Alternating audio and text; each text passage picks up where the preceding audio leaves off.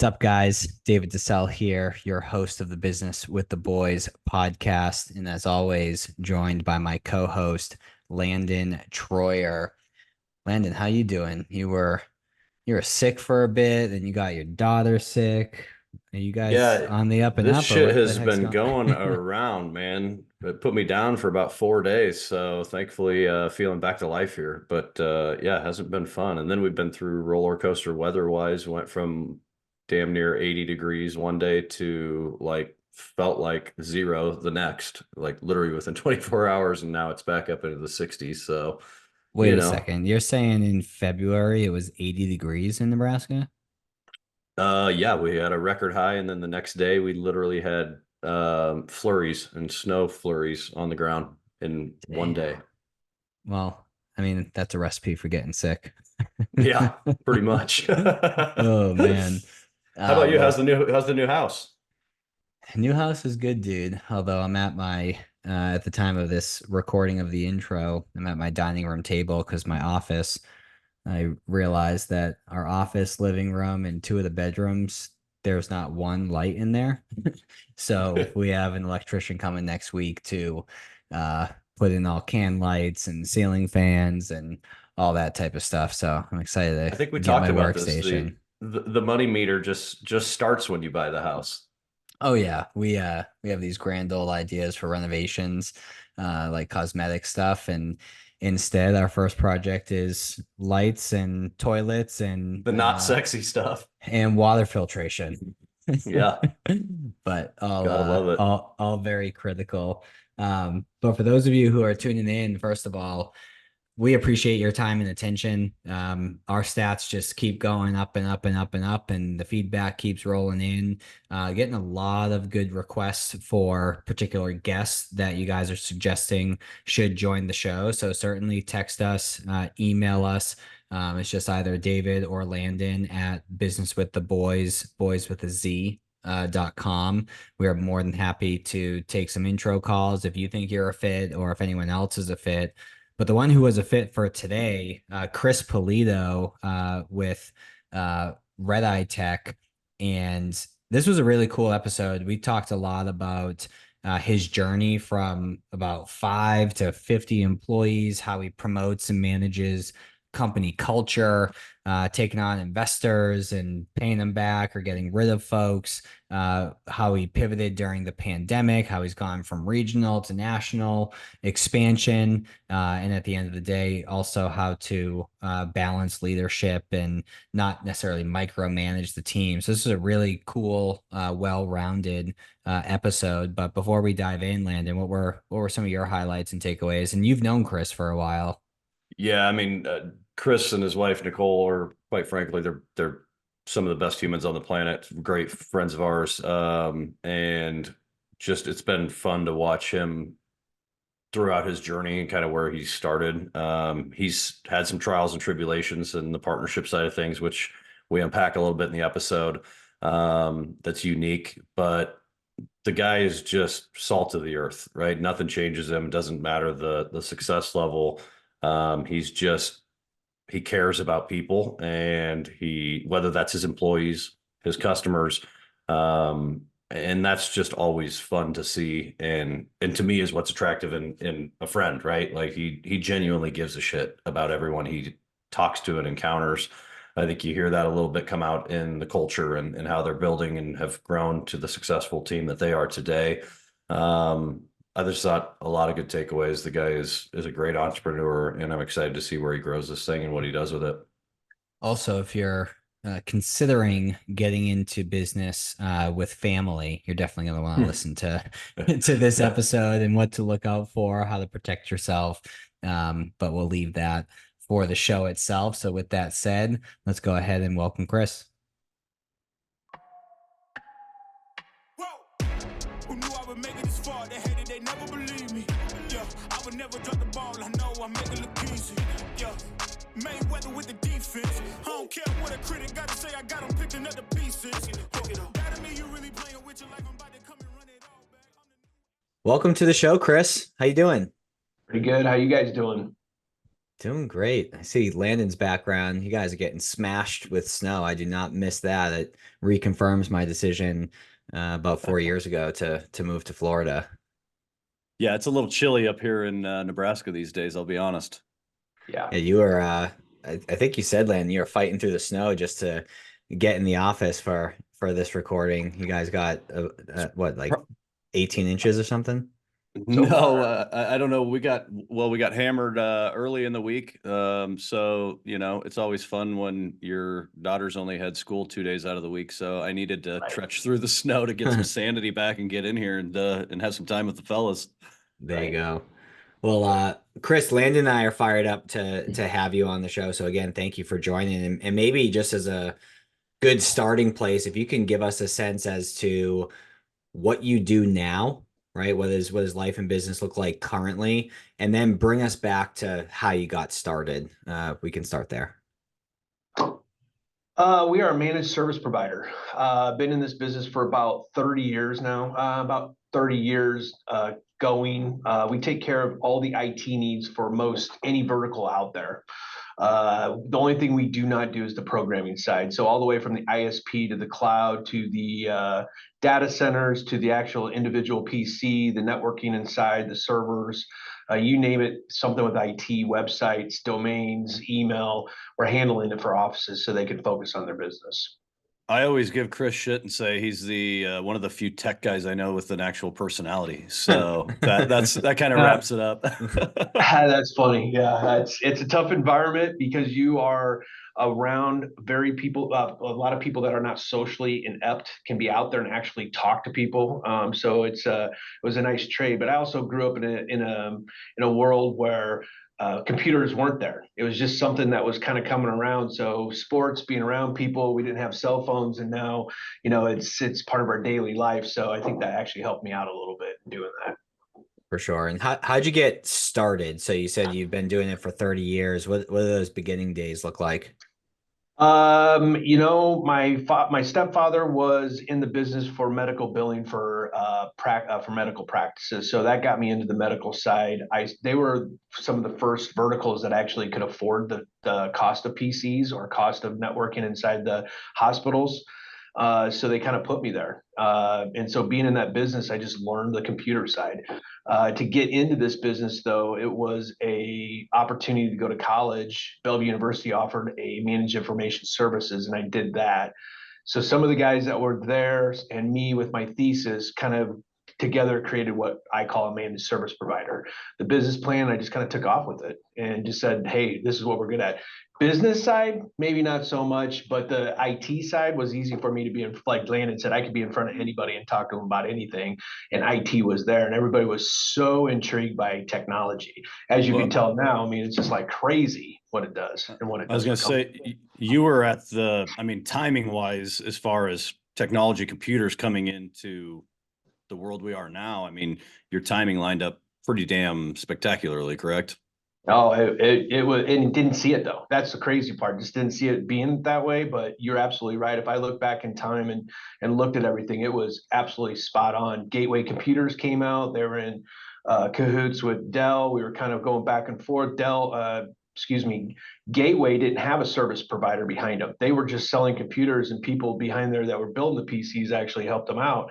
Well, here I was down there, we're buying. They're like, well, how can you help us with local people buying computers? And we just take calls for Gateway to help them. If you remember the big maps that had the cords, the blues to connect to the back of the PC to the thing, we were the guys that were helping them design some of that stuff to help people how to connect stuff. So, and did you go right from college to starting the business, or did you have some jobs in between? What was that path? Yeah, pretty much. It was my parents' company. I was doing stuff there, had a little fallout. Just I didn't quite understand their business model. Older, didn't have IT in their stuff. I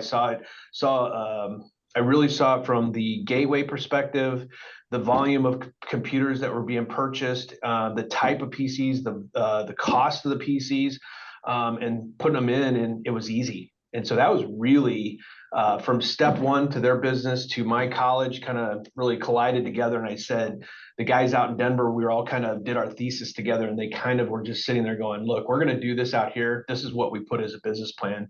And I still have that business plan, almost like a dollar on the wall kind of thing. Like, hey, that's kind of what I was kind of building around to get to where I needed to be. That's cool. And was it just you to start? Were there partners? Were there initial employees? Like, what did the very beginning days look like? I went to my my uncle. He owned a company, and I asked him about thinking about investing in my idea. He gave me $30,000, and we kind of took off. The marketing was garage sale signs on the corners of big streets in Nebraska, and my company name was the Support Company. I went and literally would drive to corners and stick it on there. I'd get phone calls, hey, you can't have this sign sitting here, that kind of thing. And it had my cell phone number on it. And I dug up some business, and probably my other uncle, Mark, he actually was in the dental industry. And so since I had a sense of the medical side, I jumped into the dental, and that's really when it took off. One dentist knew one dentist, and it was just kind of like this, and I understood all their practice, and they were having to buy PCs and digital equipment. And so really our niche was not so much that we couldn't work on PCs, install PCs, set up servers and that stuff. It was also understanding their software. So since we understood the software is kind of what grew us, because we had the outside companies, vendors that we were talking to. And that was really when it really took off. The side note was my uncle, which I think he kind of would shoot himself now, but he took his $25,000 back and said, yeah, this isn't looking right. So he left me with about $3,500 in accounts receivable. And that would have been about 22 years ago. And, you kind of look at it now and you go, dang, I wish it was missed the boat on that one. Yeah. Yep. So Chris, you obviously have a partnership now. When did you and Dane kind of join forces, or was it out of necessity? You just needed somebody more?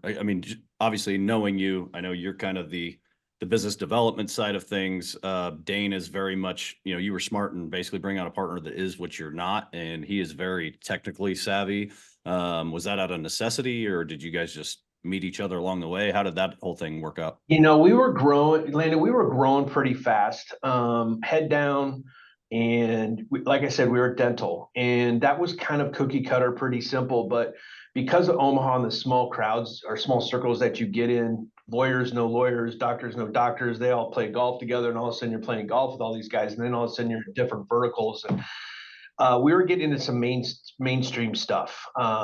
Digital was happening, a big deal. Cloud was becoming something. The data centers were starting to take up. And there was so much time on my day that I didn't have time. Dane he's 10 years younger than me, and he kind of was in my parents' company too. And he kind of grew up in the computer side of it. And so me and my brother actually kind of tutored Dane. And so there was an opportunity when Dane was jumping in. I had said to Dane, I said, I think it's time to make a move. You learn the service side of the company, and I'll do the sales side of the company. And really that was I always call it a yin and yang. You need to have that. We can't be the same person, or we would collide so hard. But he is the exact polar opposite of me. He is your atypical nerd. He knows everything under the sun there is to know about IT. He can read Chinese and revert it back to you and turn it into something. He just is that kind of guy. But you got to have a face in front of it, and that's me. It's the guy that sits there and can talk to the client, make them understand what's going on, and Dane's back there doing the work. So very, very good partnership when it comes to having that kind of concept going on. Yeah, I would say from obviously working with you guys for years, it's music to my ears, because two tigers like yourself in a cage don't work. And, two people such as Dane with, the analytics and the mindset they have probably doesn't work either. But like you said, it is a beautiful thing when it comes together. The way you two's personalities are, for sure. Yep. Now, as far as so far, you've shared, hey, went to college, was involved in doing some work in the family business, started the business, and things went well, and here you are today. What were some of the, I guess, big mistakes or hiccups along the way that you can share, and kind of what'd you learn from those? Man, you got some time on your hands. I don't think as a business owner, if you don't have mistakes or, it just doesn't make you the company that you want to become. Do I put that on anybody? No, but there was a book I read called Going from Good to Great. And you look from all the companies like McDonald's to Lowe's to Home Depots to Walmart's, and they all have the same mistakes. It's something along the way that made you take a fork in the road, and it was really the fork in the road that you back up and said, I should have gone this way. The more time you have under your belt allows you to make those kind of decisions and go down that road. So some of the mistakes that I would probably say would be things like too many chiefs, not enough Indians. I was not thinking that the value of my company was what it was, and I allowed family and friends to come in and to become owners. One of them being my father, who comes from corporate America. So bringing the corporate world into a small business was really, really tough, not only for a small business mind entrepreneur, but also some of your employees and also some of your clients. Corporate means you're process procedure driven.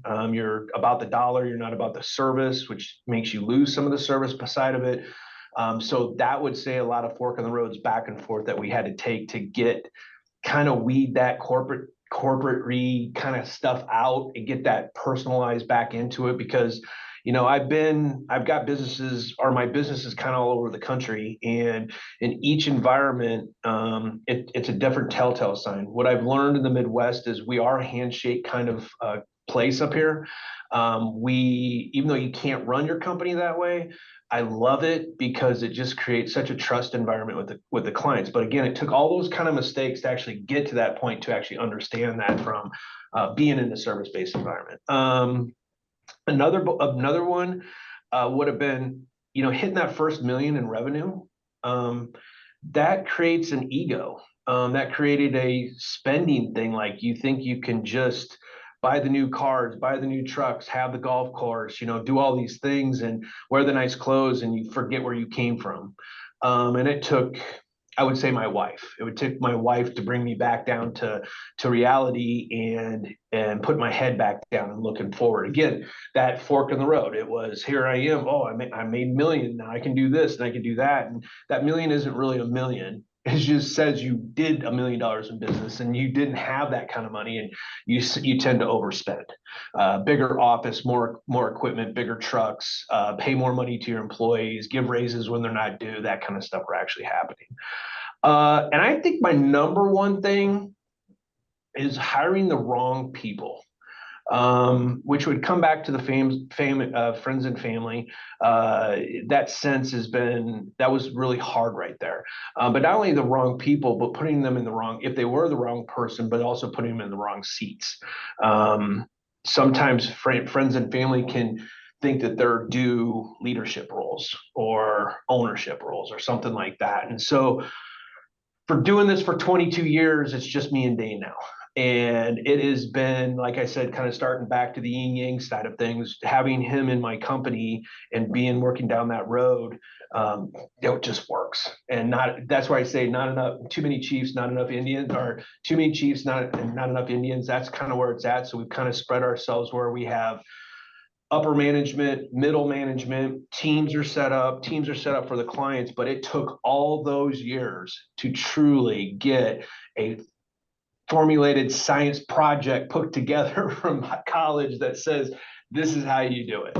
And am I still there, guys? One of the big questions are from when I'm in, so we have a business coach now, which has been such a big investment for me and Dane to teach us the other side of business, how to do this, where to maximize over here. And by doing that has created, I want to have 5 more locations. I want to be in Tampa, Florida. I want to be in Houston, Texas. I got employees in Wisconsin all the way down to Texas. I've got clients in Phoenix, and I feel like if we have our right process procedures, I can be in those places and create the same concept of what we're doing up here.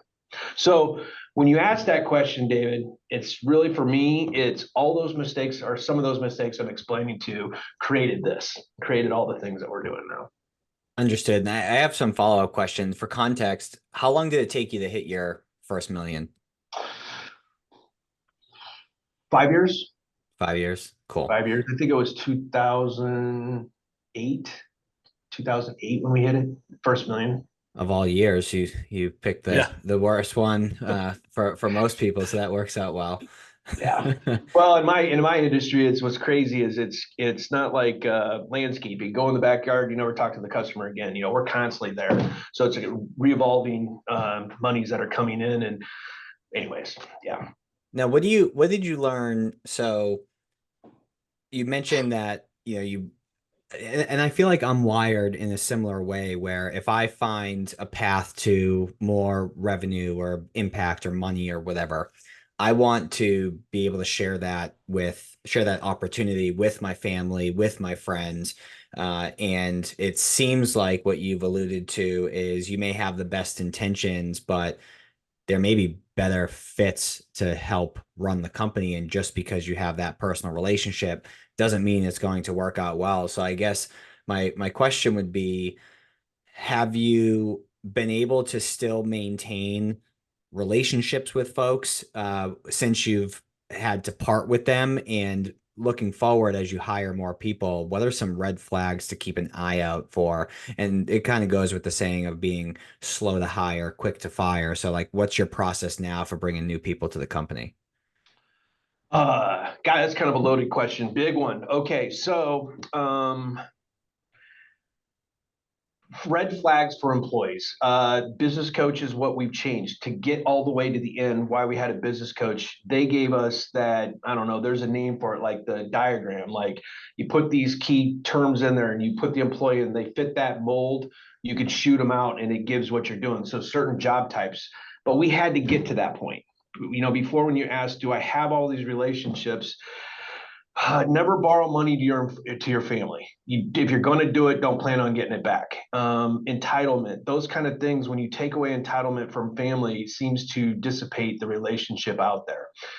Being in a successful company, which I personally am not super satisfied at this point yet, but I think that's just because I'm a head down kind of guy. Put my head down and work my butt off, and the fruits of the labor are going golfing with you guys. Getting on a plane and coming down to Florida and getting to get some sun. That's the kind of stuff I look at. But from where my business is at and where it comes into the family side of things, is these people, they take advantage of you. And so you have to just be careful. Red flags are, don't hire your friends and family if they don't have something behind them. It just doesn't work. It has not worked in my environment. Two, what I'm looking for in people, it's hard because when I talk about the yin and yang of Dane and Chris, he looks for the nerd that plays games at night and knows everything IT. I'm looking for Chris Polito 1, Chris Polito 2, Chris Polito 3, because you put them in front of persons like yourselves. They speak well. They know what they're talking about. They can interact with clients. Clients trust them. Again, also where you're at in the United States too. I think in where being in Nebraska, walking into an office, they probably know 10 other people that you went to college with, high school with, or played a sport with, or coached some kid with. So when you ask that big question, I don't have all the math to it. I'll tell you, it's the hardest thing in the world to hire the right people. But when you get them, that book, Good to Great, that I read, when you watch things like Steve Jobs, when you talk about these guys and where they're at, their success is not. Their success was not only, it was built around the people that they put in play. And so hire people that know more than you do about something. That way, as a CEO or president of a company, the people that are coming to me are giving me all the answers so I can put it together and say, here's RediTech. Yeah. And Chris, one thing I'll add, just again, from working with you and Dane and our team, working with you guys for years and seeing kind of where you started years ago to where you're at now. One of the things I think is your biggest strength, and one of the reasons I love you, is because you got no ego. You just mentioned it. You kind of had to check that a while back. Thanks, Nicole, for kind of reeling you in. Everybody that's listening, Nicole's kick-ass chick. And she will not hesitate to put Chris in his place, and probably the only one that can do so. But you've never had that ego, right? You don't need, you may be present. You could give a shit less if you're title was salesman, right? And that's what I appreciate about you. So going out and trying to bring others up is always been a strength. But what, from my perspective, and I, I think you have an impactful story for our listeners as far as some things we dealt with a few years ago on your partnership side of things, which if you're comfortable unpacking that, I think that would be good. But watching you kind of go from, when I originally met you, it was kind of this, you're still kind of what I would call a small business mentality, right? You a lot of handshake stuff, but yet you'd kind of grown this gorilla in the room to be an enterprise type value of company. And so again, your mind shift when we started talking, you embraced that, right? When I met you, we didn't have legal agreements in place, et cetera. We kind of done our first formal valuation side of things, and watching you, rather than push that off, say, that's not necessary. You guys embrace that, right? And unfortunately, it's a damn good thing what we did kind of go through that practice. And if you're willing to kind of share that story with a former partner, I think that'd be something impactful for our listeners for sure. Yeah, you know what? This is probably if I ever learned anything in business, man, it's just keep your enemies close. You just don't realize what's going on if you don't, because you get bigger. You ask, like to get to 50 employees, and you can't have your hand in everything. You can't touch everything. So right people, right place helps you understand where your company is going and what's happening there. And we actually had somebody close to me, my brother, that we had an embezzlement that we didn't see coming. He ran the finances of the company. I honestly think that if I did not have the Landon, if I didn't have my insurance guys, if I didn't have my legal, and things were not set up correctly, I don't honestly know if my company would still be here. It was a significant amount, right? Yeah. I mean, for sure. Million, easy, $1 million. And it comes at you, and it's a recovery. And so mistake was not created by the company, but the mistake inside the company happened that it can really damage you from a lot of directions.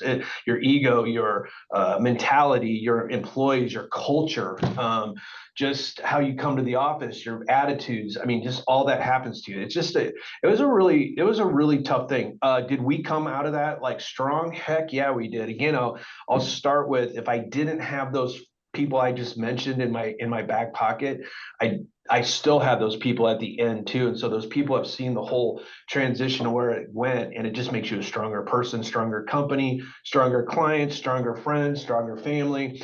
You just look at things a whole lot better. And I'm not grateful to have gone through it, but going through it with the right people and the right talent around me kind of gives you the reason why I have a company that I do service in a way that I can run my companies by numbers. I can run my company with process procedures. I can do all those things, but you'll always see me fight everybody inside this company and say, you need to have at least 10% that magic sauce that sits over here on the side that I can shake on top of the company and say, you have to have this. This is what RediTech was about. Personality, taking care of the customer, doing stuff.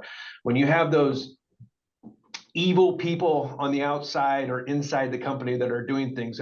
You asked something earlier, David, about friends and family, not just that side of it, but when people take from you, and it's because you have success, people seem to be right in front of you and want everything from you. And that's what I kind of got myself around. So you become more trusting. You absolutely become more trusting in it. And I love that part of it because it makes my relationships going through something like this a lot stronger. So I hope that's some of the answers. Yeah, as a follow-up, first, it makes me personally feel super grateful that I'm an only child. Kidding, all kidding aside. But I guess my question is, like, if that were me and I was in your shoes, that would like rock me. That would like knock me on my ass just emotionally. So you had people around you that certainly helped with the logistics and paperwork and the legal aspect and all that type of stuff. But how'd you work through the emotions of that? Because that's a big fucking deal. Right. It's like you're not just losing a business partner, you're losing a family member almost. Right? Yeah. I mean, everybody in this community knows me and my brother. I'm not going to use the name, but knew me and my brother, we were tight. We were golfers. We ran in the circles together. People, and this happening, it shook up. I wouldn't say it shook the community up, but it kind of did. But I'll tell you, man, it's the right people around you. It's like, it was just, I think Landon, I think he was probably either the third or fourth person I called. And it wasn't. We had just done your buy-sell agreement. Legal got, introduced the attorney. I think it was just a year before that. Yeah, literally, we got that all buttoned up, and that was great. Thank God we had that lining place. up the right people and the right persons and telling me the right. You just needed the right guidance, and it was amazing. Again, wouldn't want anybody to go through it, but when I got through this whole thing, it made me a very strong person. The dollar doesn't matter to me. It matters to grow the company. It matters to get the right people in here. It matters for all that stuff, but really trust the people that you have around you, hopefully, to do what you're doing. But that was my brother. So I don't know what else to say about that more than that shook the world up, and it shook my wife up. And if I didn't have her next to me, that's kind of where I was at with that. So, and I was going to add one thing there too. I mean, I know it's tough, and we're talking about bringing family into the business, but in this case, Nicole, your wife, is in the business, and probably, thank God she is, because ultimately the one trusted family member within the business is the one who popped this red flag, right? Yeah, she's been with me since 6 months, starting the company up 22 years ago. And a lot of people ask us, how do we do this? And because she's just good. She's just good shit. She's a good person. She doesn't. I'll vouch for that. Yep, she is. And the crazy thing is, she worked with my brother, and so she saw it happening and called it out and said, we got to do something about this. So what's interesting is I think through what's been shared in the conversation so far. When you first, started off, your biggest problem was people telling you to take your flyers down, and then you were fired up when you made $1 million in revenue. And then there was a situation where you alluded to, it was, about $1 million that was embezzled, but the company is still here. So it's interesting how problems don't go away as you become, quote unquote, more successful. They just become bigger, and you are more equipped to handle it based on what you've learned throughout the years and the team that you've assembled around you. But I remember when I was first starting off in business, I'm like, oh, if I just get to this point, like, all my problems will go away. And what I'm realizing, especially through your stories, that they don't go away. You just become better, more resilient. You have a team. And if anything, they're way bigger than, the flyers on the freaking telephone pole. Yeah. It's funny is, I don't know if this matters to you guys, but my grandpa Polito, that was my first flyer. I don't know if you see it. Oh, there's not even an area code on that phone number. That was a while ago. That's when you're in Nebraska, baby. You just know the area code. We've only got 2 of them in the whole state.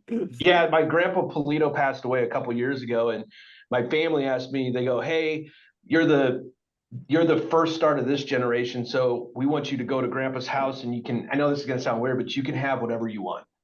And you weren't going in there and looking for gold dollar bills or any of that kind of stuff. You're really like, it was that. I saw that and I was like, I forgot that he had that. He had some awesome tools.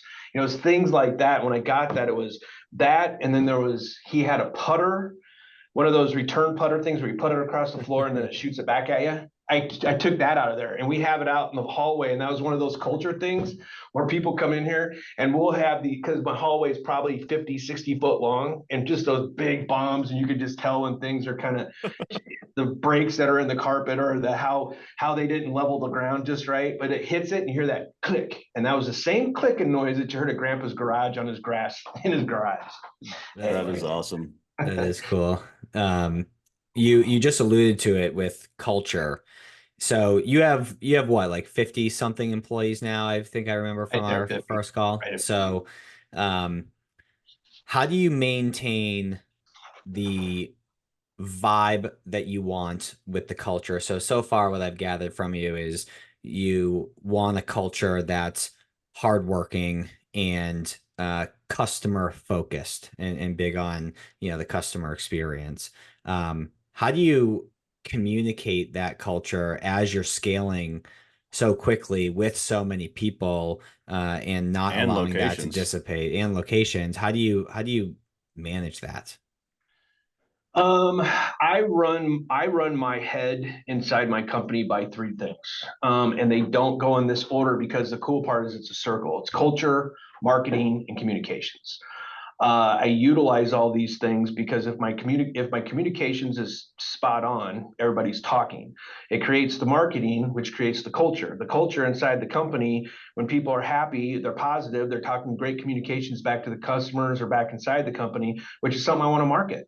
So it keeps employee retention. It keeps people inside my office. When I keep that employees and the retention inside here, it's valuable back to my clients because we're a service that's in there all the time. So having the same voices back to my clients is a trusting thing back to them, which is because of our culture, because they want to be at the office. As I've gotten bigger, it's something that we really, when you bring an employee on, kind of what you asked me earlier, what am I looking for in an employee? These are the strong things. Can you communicate? That's a tough one, being in a IT environment. These guys don't have that social skill. And so you're really, as an employer, really dialed in to find that person. They can communicate on Slack, but not necessarily. It is the coolest problem to have, but one of the hardest things to find. And so when I say those three things, I never really realized that the three of them could come together so easily, but we make it work inside our office. And what does that is the right people. Before it was me, Dane, and then employees. When we created the upper level of leadership in our company, which would be Nicole, Mike, and Jeff, each of them, one has service, one has finance, and one has sales. These three people captivate culture. They captivate the employee retention. They captivate the skills. I just go off a little bit, but we had a softball team this year. I'm like sitting here, had no idea we had a softball team. I'm like going, oh my gosh, that's so cool. I'm going to come play softball. Again, I'm 51 years old and I'm trying to play softball. The mind is still 21, but the body is not 21. But playing with a bunch of guys that, inside their office, they're constantly getting, people don't call us, hey, you guys are so awesome, everything's going great. I just want to call and say hi. That's not what happens. They're calling, my computer doesn't work, everything's on fire, what do we do? So we're in a constant state of fire. But get them out on this field and have them drink a beer with each other and actually talk about their personalities, culture, communication, and everything is just happening. And those fireworks, those little spot on fireworks, is how 50 employees stay together. And it's crazy because you don't see one person, you see a group of people kind of walking down and walking over here. So our Christmas party this year was kind of a telltale sign of where we came from in the last, since what happened with my brother, where we're at. And when we were at the Christmas party, we had a 95% show up. Usually people don't want to come in from out of town. They're like, oh my God, another Christmas party, that kind of thing. But it was like familiar faces. Everybody wanted to be there. They wanted to talk smack with each other. And it's just, that's how you do it. It's culture. Culture is your number one thing. Inside those walls, if you don't have good culture, you don't have great employee retention. It doesn't mean you don't have the right employees. It just means that you got to create that team. And once you do that, it just overflows the walls and into your client base, in your marketing, into your just how you talk to people, how you sit on a podcast with you guys and promote your company and talk about where you came from. I mean, it really starts with the culture of the company. Hence, I can put 100 people. That's awesome. I think last time when I just called you whatever to say hi or whatever, I think you were literally like, weren't you guys about to do a chili cook-off or something in the office? I mean, I just think that stuff is cool, right? Because like you said, in your world, at least, I mean, obviously, you guys do an awesome job with our IT side of things, but I know the calls that you get sometimes from our building is shit's not working. You need to get here now, right? And so when you're living in that world every day, to do that ancillary stuff for your employees and take the time out, I think that's awesome. So thanks. Appreciate that. I do want to try and go in that chili cook-off is a good example, but I do want to try and go a layer deeper if we can. So I'd like to figure out, like, tactfully, how do you constantly communicate and focus on culture? So you mentioned things like, you got a Christmas party, right? You have a softball team, there's a chili cook-off, but like, do you have mission, vision, values? Are those always constantly communicated? Like, what are the tactful things that people listening can implement, with the disclaimer that part of it's just the vibe and the aura that you put out. So I don't want to diminish that, but if you can think through some of the things that may be natural to you, that would be super helpful for other people that it doesn't come naturally for. Your mission statement is huge. That is something that we have a quarterly teams call, or because we're spread out all over the country in some aspects. I can't get everybody here, but we try to get quarterly and have an all company talk. Where are things at? Crazy, like, you just get talking, everybody understands where it's at. So the mission statement is always kind of started off in the beginning. I don't like it to be like a prayer, but at the same time, it's, hey guys, what are we trying to do? We live by legendary. I'm not saying that we are legendary, but dang, we want to prepare ourselves to be that way. It's the communicating back and making sure we're all talking. I love the part of being in the IT industry, because things like Teams, if you guys have used it before, it just allows such great communication in here. I'm an open door. There isn't an employee in my company that doesn't hear from me at least once a month, or if not weekly, or if we have 2 offices in Omaha and they're a couple feet away from each other, but I'm on one side, and I'm always make sure that I walk into that office daily. I'm talking to them. I'm understanding what's going on. Where are we at? And you know what? It's crazy when you have that open door, and you don't feel like you're above anybody else, that I can help get that problem solved with you. We can get on site. What do you need? What's going on? What tools don't I offer you? Those kind of things. Giving. This is where I'll go with it. I would also interject real quick with Chris. I think a lot of it is giving a shit, right? You truly do care. And that's, and you don't have to fake that, right? I know what your employees and your team means to you. So I would just interject that as well, because I think that's something that comes natural to you, but I think you have to have that in order to kind of have your organization look the way yours looks. Yeah, that's it right there. I mean, if you can create a path for somebody inside your company, I'll go back to your 50 employee question. When we're 4, there's not a lot of path. You're pretty much going to do everything and anything under the sun. But when you get to 50, you can delegate things out, especially at my level. I can delegate a lot of that stuff out there, but understand that I got your back if I'm delegating something, which is back to everything that drives down into the company. I preach perfection, but I don't look for it. It's such a hard thing to do, because IT is so immature.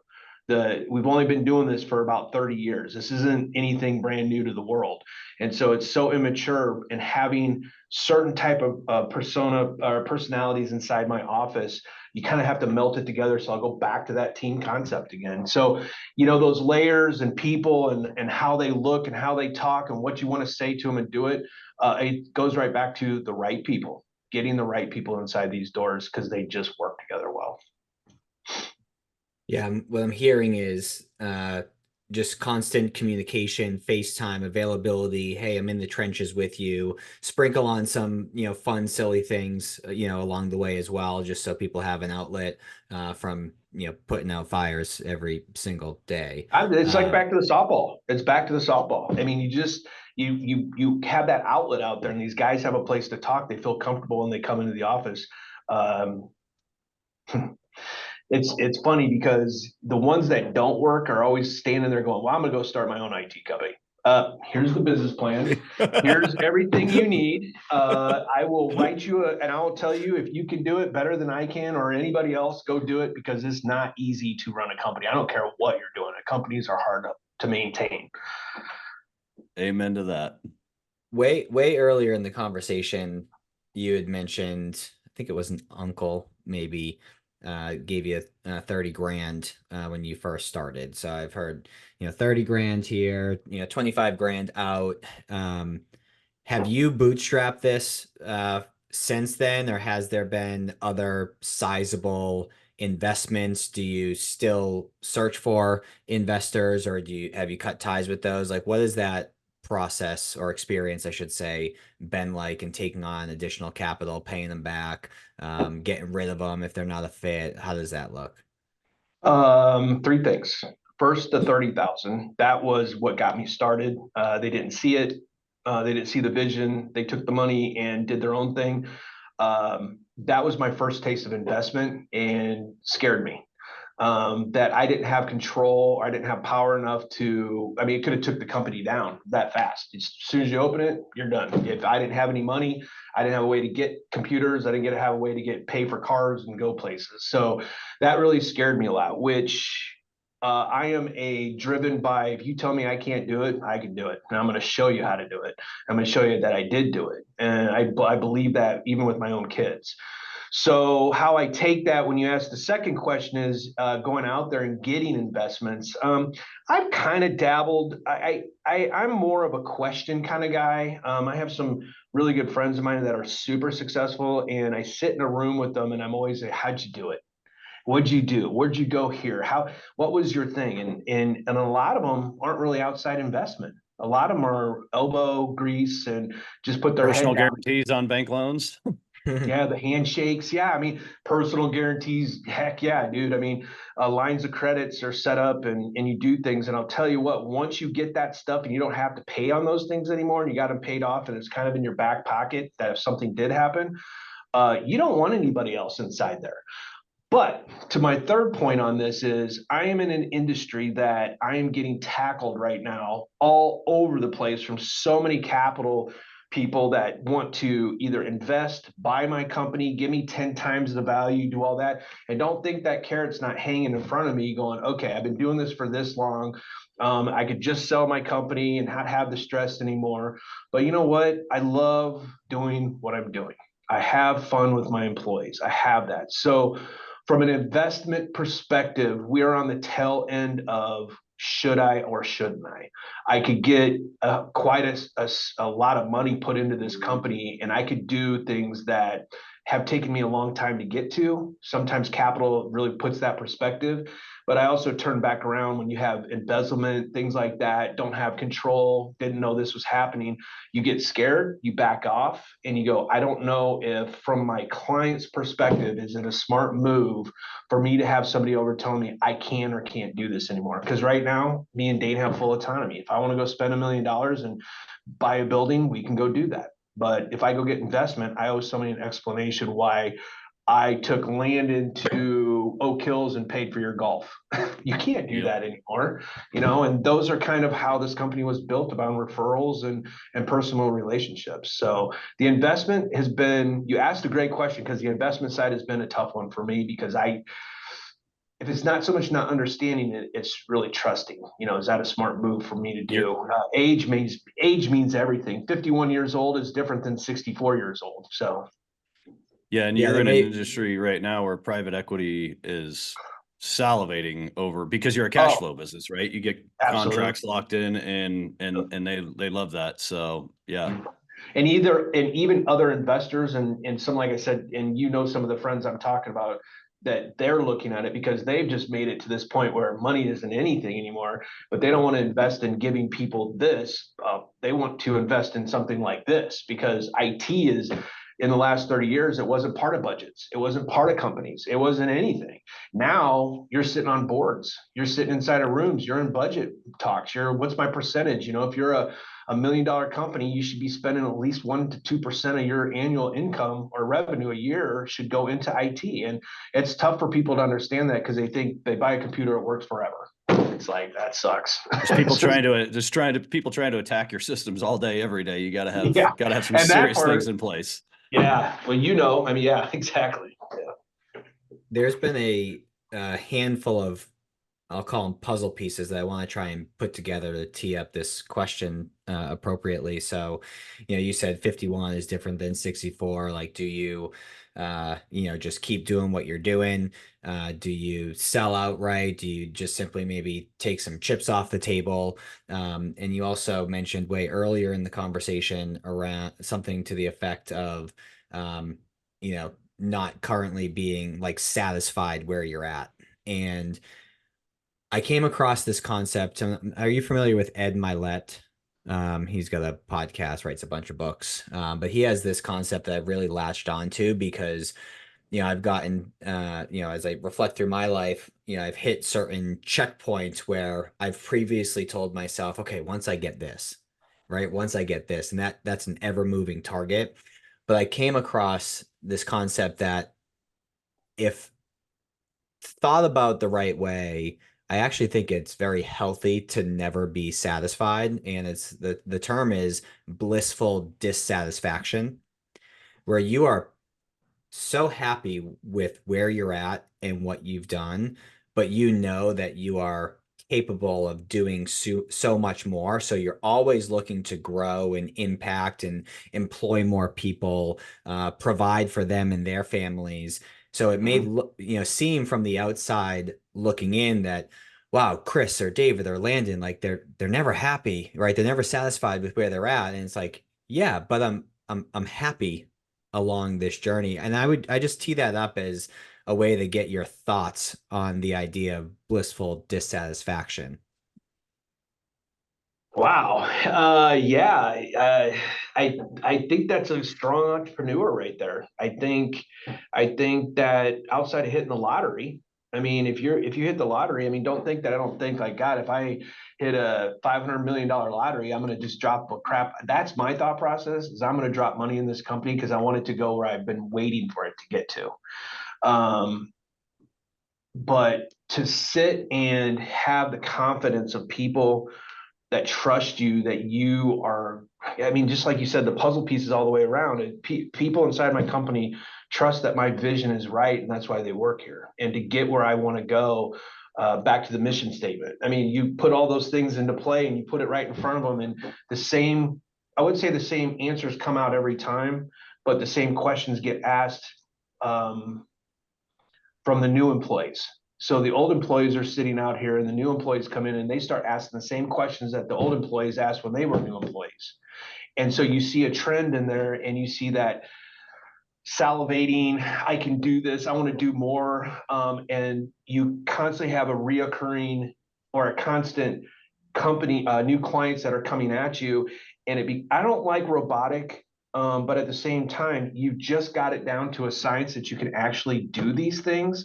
And so the growth is more fun. So head down, and I don't look at 51. I'm not looking at it like when I can retire. I'm looking at it like, man, I want to go play softball. I want to go play golf. I want to go fly airplanes. I want to go do all these things and allow myself to be free doing it. I think that inside the company, that's why I trust my employees. And I apologize if sometimes I kind of seem like I go all over the place, but my mind works that way. My mind works like I'm just a positive thinker. I think positive things about people. I don't try to look for the negative in things. I put things in perspective and try to go down that road with not only my employees, my family, my friends, my clients. I promote it across the board. And so I hope I'm answering the question you're asking me, but Yeah. that's how my mind works when I walk in the office in the day. It's not, I have an appointment at 11 o'clock. I'm going to be on a podcast. I love that I got to do this. I love this opportunity because these words don't come out like this very often. Most of the time it's, I got to solve this problem. I got to go do this. I got to take care of this. But you get around Landon and we're out there on his boat and he's showing off how awesome he is when he's wakeboarding. But then we get on the boat and we start talking. I can second that. I can second that. I mean, it's just fun. It's just fun to be around like-minded people doing like-minded stuff. Maybe not same industry stuff, but if I ever needed to point somebody at Landon, it's not even a second thought. It's like, here you go. This is what needs to happen. I mean, because you're going to get the right person doing the right stuff. And when you're in the right kind of companies doing that stuff, that's what makes it fun and more entertaining, and why I have that drive I'm not driving to be 64 and have $100 million in my account. I mean, again, all that'd be awesome, but that's not my goal.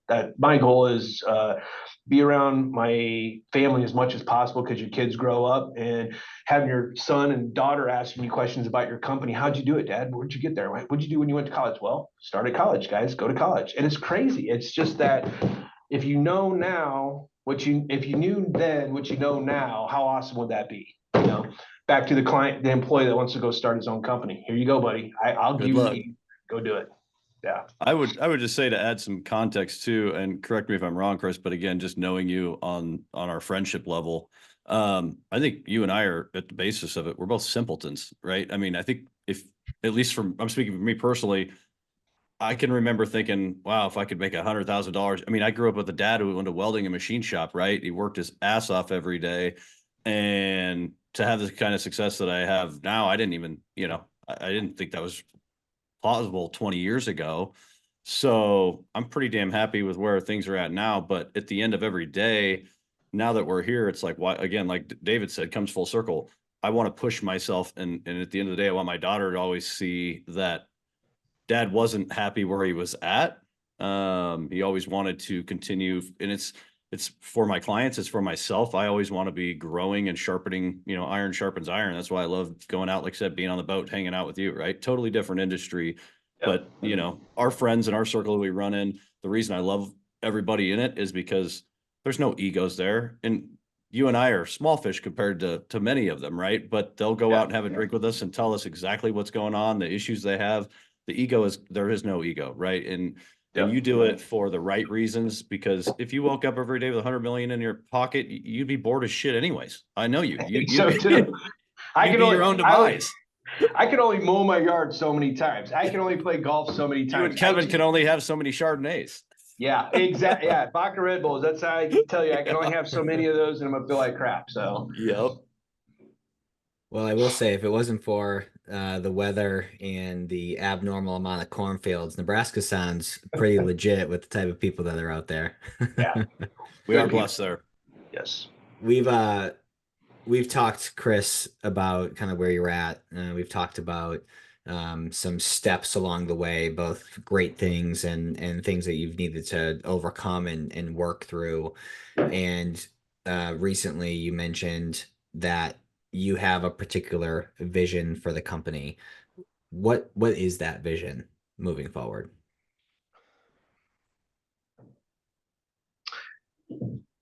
It's almost like I think I should have been a teacher. I don't know why that didn't, I can tell you why that didn't happen, but at the same time, I love solving problems with people.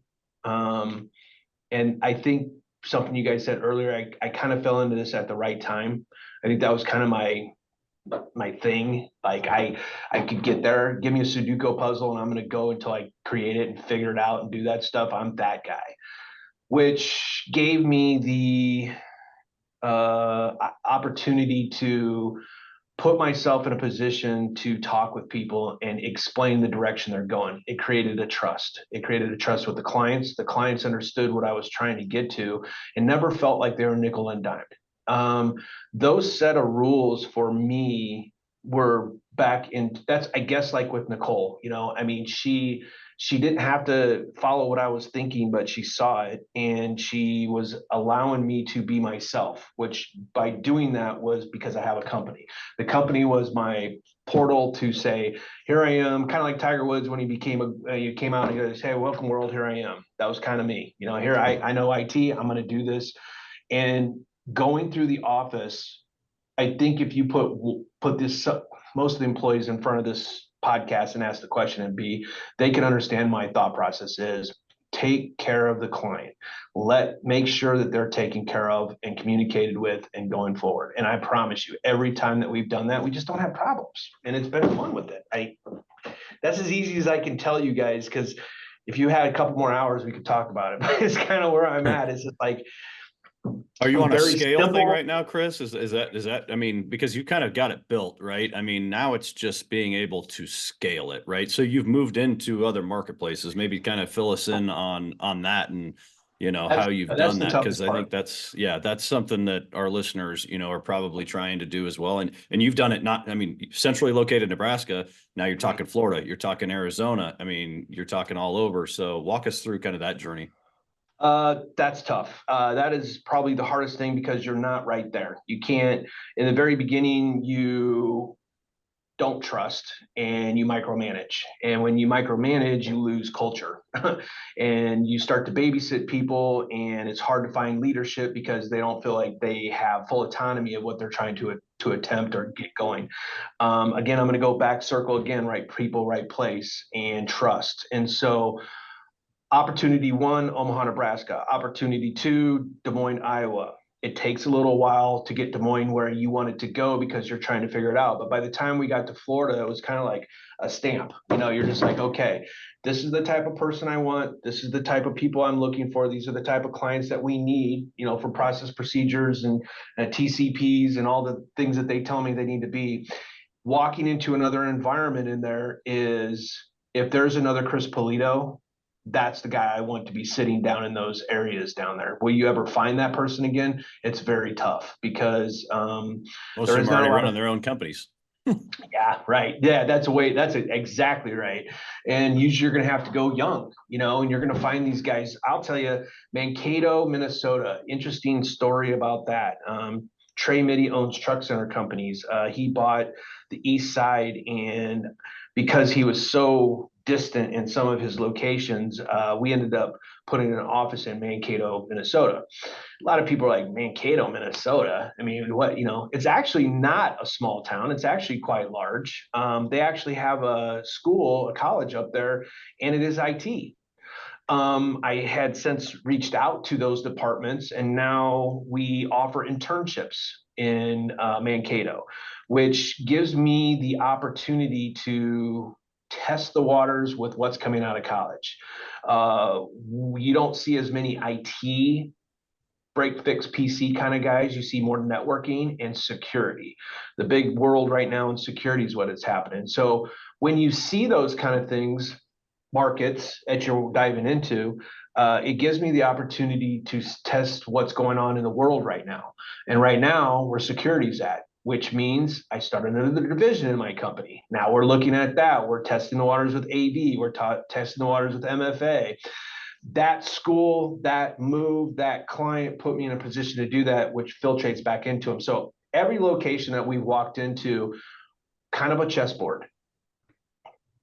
Boots on the ground, where I'm at, type of people I'm looking at. You get into Phoenix and Florida, you have a lot older crowds down there, which means that you're going to have to do a lot more troubleshooting, explaining. Where you get into like Mankato, we didn't have to do those kind of things. So why I say it's the hardest thing is the recipe for Florida is different than Arizona, Houston, Texas, Mankato, Green Bay, Wisconsin, Wichita, Kansas, because also their locales, their verticals are different. Wichita, Kansas is a lot of aeronautical stuff. And so you're doing big warehouses and big refrigerator and trucking and all that kind of stuff that goes into that. So my mindset changes on type of employee. Do they come from these companies and understand what their softwares are? So when we walk into a market now, guys, we're very, does it check mark all the boxes that we're looking for? But it always adds one more box in there because of what they're doing in that market. Tampa, Florida was kind of an all over the place. I mean, because of the size of the city and what they're doing, and it's spread out quite distant. So you had to be careful on where I put an office. If I put one downtown, it was more expensive to put an office down there versus put one on the edge. But then I got guys driving across town. Remember, I don't live in Tampa, Florida. So I have to rely back to what I said about having the right leadership. So the cost of walking into a new market, that's another investment right there. And so when you asked about the investment side of it, do I go out there and get that line of credit from the banks? Do I take the money out of our cash and deplete our cash and put it back down in there? Because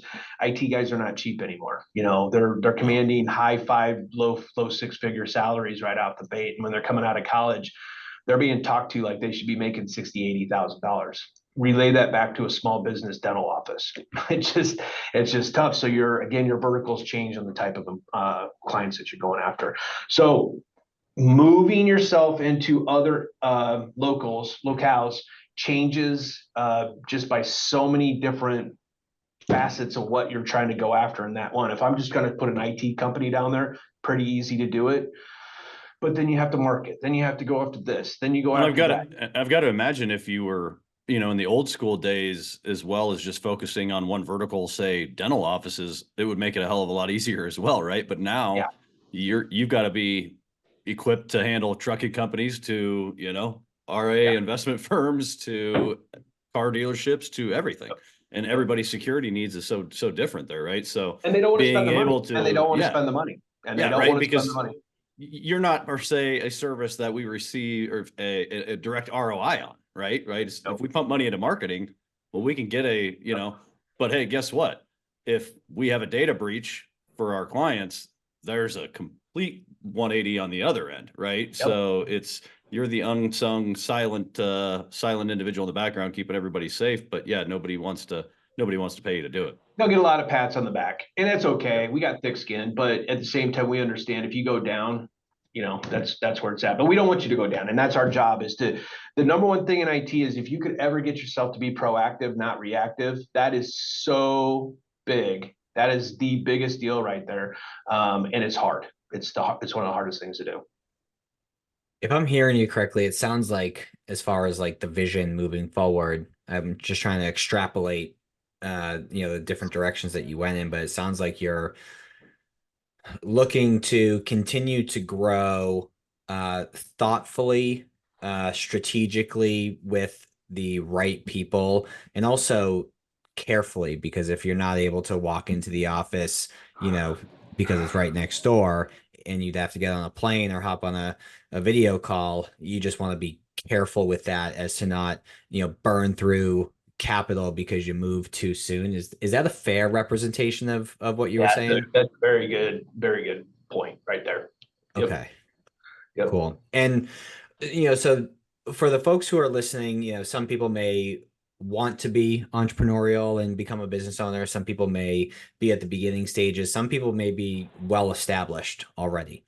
And I'd love to hear from you, and Landon just kind of went through a punch list, but what type of person listening to this could utilize your services?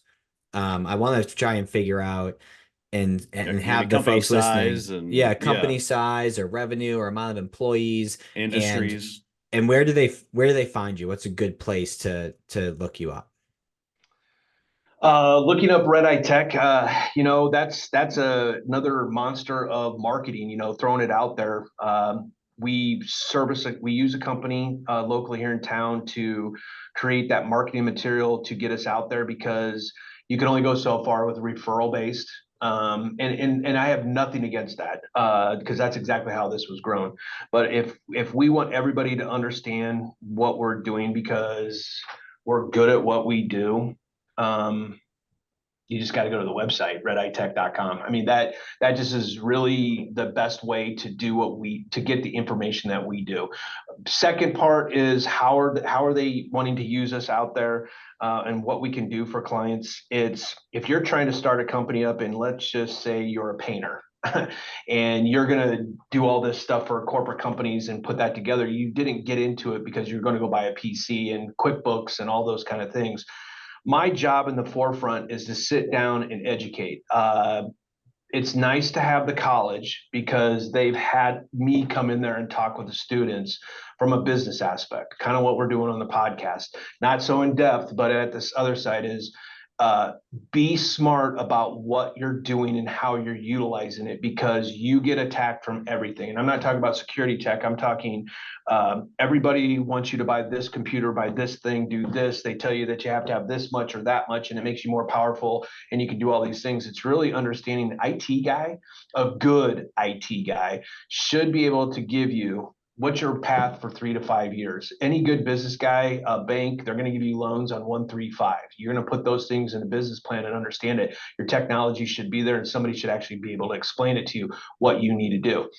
With that is your software. With you is that cloud. With that is the data centers. What are you using and how to do it? And that to me is, then you use me for all your IT. Once you get the explanation of what you're doing, that's how that works. That's usually how it works for me is, I become a lifetime partner in your business opportunities and where you're going. So you asked me from my side, if I'm going to grow my business, I'm going to go get another partner. Who's one of the first persons I call? Landon. What do I do? Where's my insurance? What do I need here? How do I do that? Same concept. Right people in your back pocket to help you to build those things. And it sounds like, when you mentioned before about if you can be proactive about certain things, the better. And in the same sense, what I think I'm hearing you say is you're not just helping putting out fires, but you're helping alongside the business owner to envision what scaling looks like from an information systems standpoint as they scale in their mind, whether it's revenue, new customers. Hey, here's how this impacts all things IT, so you can kind of future forward for them. Is that? Yep. Okay. That's that right there. That right there might be hitting the head on the top of the nail right there. I know in our shop, the first call we make, right, when we hire a new employee or bring on a new advisor is to Chris's team, right? Because they need to get onboarded, set up with their computer, the security, all of it, right? So I think anybody with employees, and like I said, it's industry agnostic now as far as malware attacks or whatever you call, we're all susceptible to it. So I think anybody with employees in any real type of business, if it's something you're not doing yourself and know anything about, and I know jack shit Well, about and you know what? technology. He's saying it right, because MSPs, my type of company, managed service provider, most of the time they're going to be more of a break fix company. They're not going to look at it from the 30,000 foot level. And not to pat my own back on this, but what we have done is we take it all the way to the top.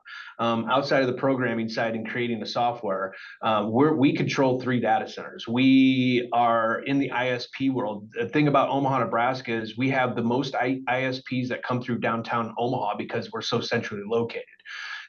We are involved in all those. We're involved in negotiating those. And it's not just for the client side of it, it's understanding what's out there. With all the data centers they put out in Springfield, Nebraska now, those kind of things are such a big deal, understanding how we're doing it.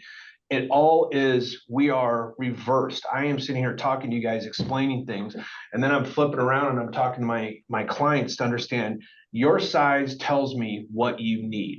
Your vertical tells me who you are, and it tells me what I need to give to you to be successful in what you're doing. But I'm also going to go one more step, and that's your outlook. Where are you trying to go? Are you want another area? Are you trying to move into it? Because if you move into Des Moines, well, here I have the ISPs in my back pocket. I know who to talk to when we're out there, so that ultimately that package you get put in front of you, it's not blinding. It's not like I didn't see this $1,000 a month thing coming at you. You knew where it was all at, and we could do that.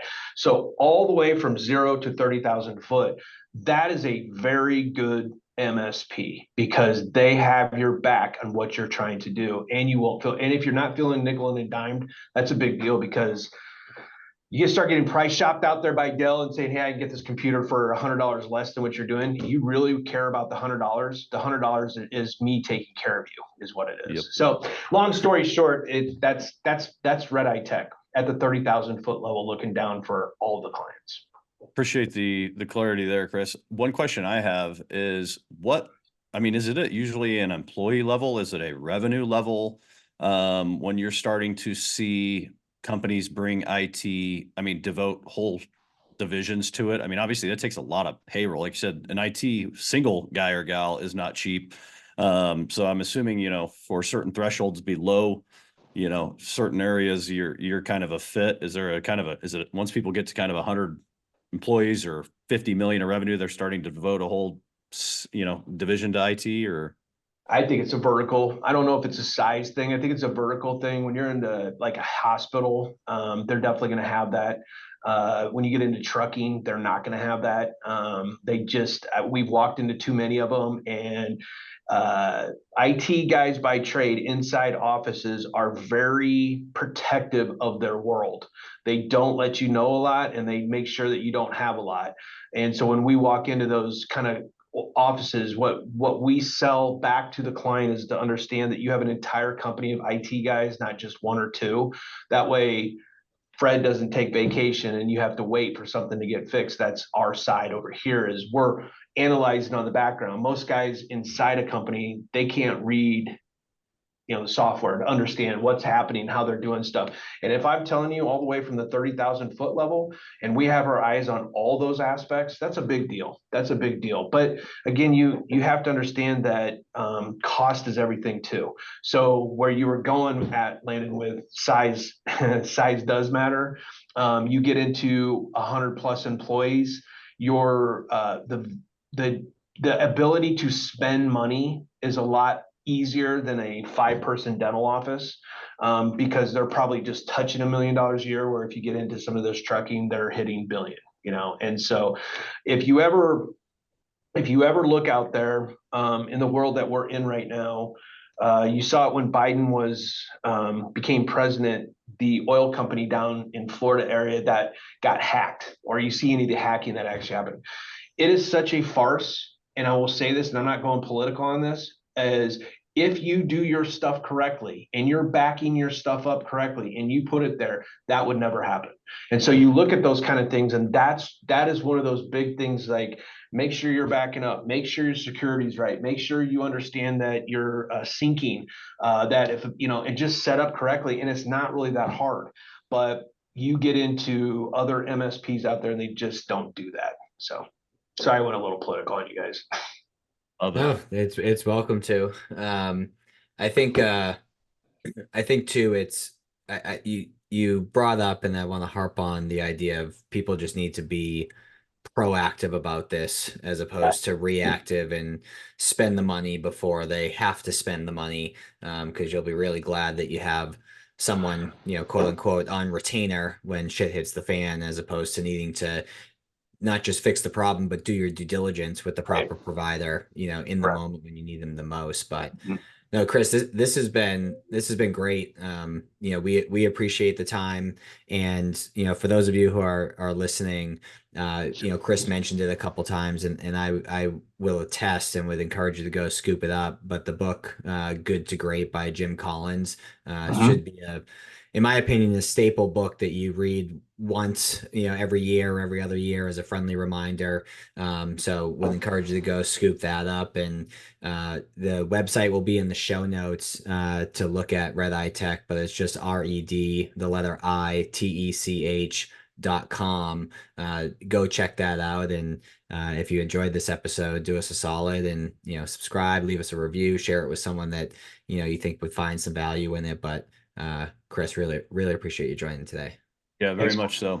I appreciate it, guys, like no other. I do. Great convo. Yep.